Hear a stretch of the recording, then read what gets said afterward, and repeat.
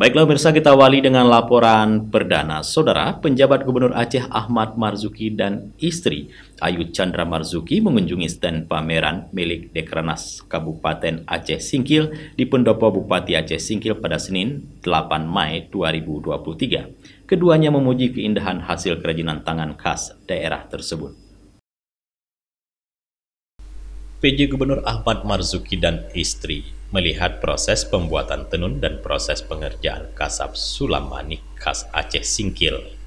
Gubernur berkomunikasi dengan pengrajin, menanyakan proses pembuatan hingga pemasaran produk kerajinan tersebut.